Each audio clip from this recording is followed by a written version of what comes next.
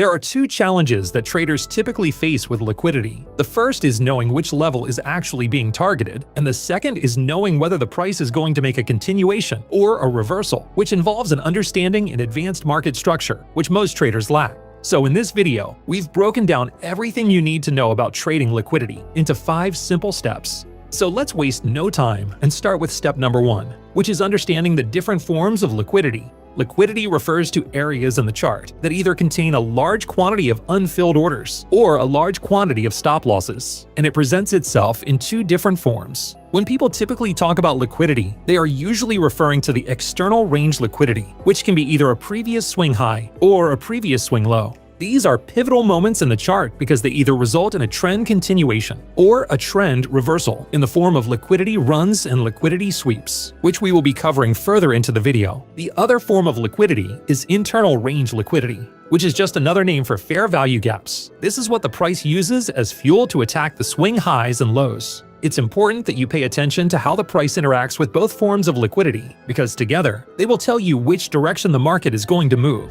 For our next step, we need to talk about order flow and how it can help us determine which liquidity level we should be targeting. When we look at a chart, the first thing we should do is look to see whether the current order flow is bullish or bearish. And this depends on whether the price is pushing through buy-side or sell-side liquidity, which can seem confusing at a glance. But we can simplify this through the use of 2 concepts, which are called break of structure and change of character. So let's see how they work. When a new swing forms on the chart, liquidity levels are created at the swing high and swing low. The liquidity level at the high is called the buy-side liquidity, and the liquidity level at the low is called the sell-side liquidity. For the context of break of structure and change of character, we look at which type of liquidity was ran through when this new swing was created, which in this case was a buy-side liquidity, which means we are currently in a bullish order flow. So with this in mind, our current break of structure level is the buy-side liquidity. This is because a break of structure refers to the level that would need to be broken through in order for the current market trend to continue, which in this case is an uptrend. And on the other hand, the current change of character level would be the sell-side liquidity.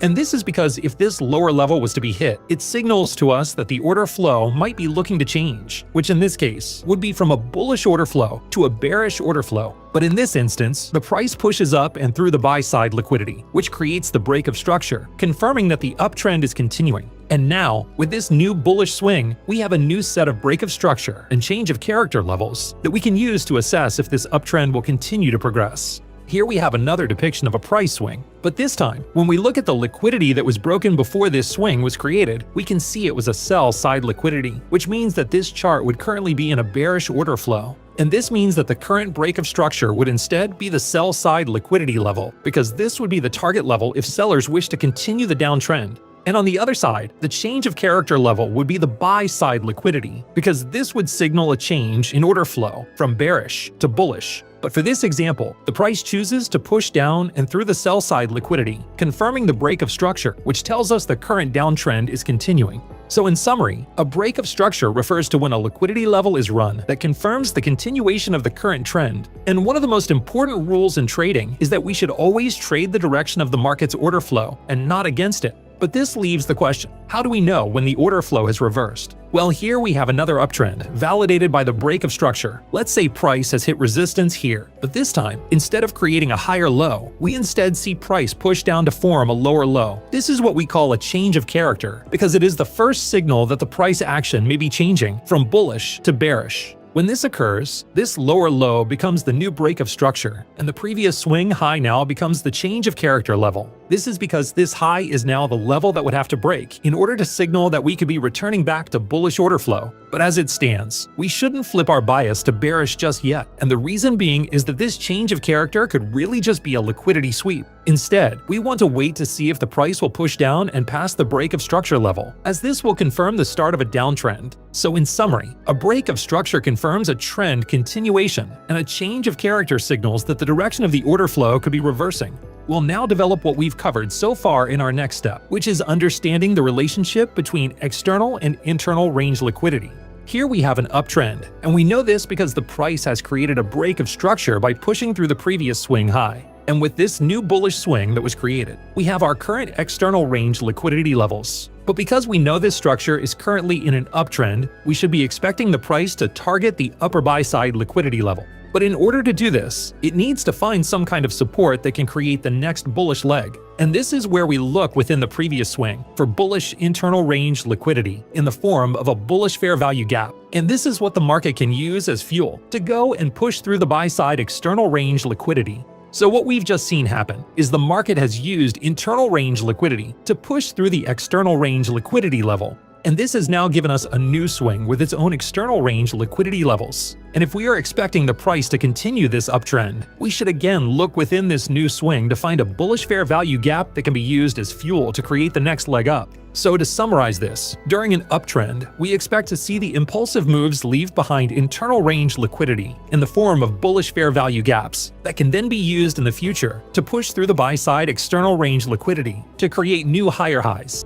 And for downtrends, it's the same, but just in reverse. If we are expecting price to break through the sell side external range liquidity levels, we want to look within the previous impulsive bearish move for internal range liquidity that can progress the move lower in the form of a bearish fair value gap. So this explains the relationship between internal and external range liquidity, which is how the trending moves are formed on the chart. And it's important to always keep this in mind when doing your technical analysis, because when we see the internal range liquidity get disrespected, it's the first sign that the market is wanting to attack the change of character level, which could result in a full reversal. So now it's time for the next step, which involves understanding the difference between liquidity runs and liquidity sweeps, and more importantly, how we can predict which of the two is going to happen. When the price attacks an external range liquidity level, which is either a previous swing high or a previous swing low, it can do one of two things. The first option is for it to continue in the same direction, which is what we call a liquidity run, and the second option is to create a reversal, which is what we call a liquidity sweep. This might seem simple at a first glance, but understanding what price is going to do at a liquidity level is where most traders struggle. So let's start by looking at liquidity runs first.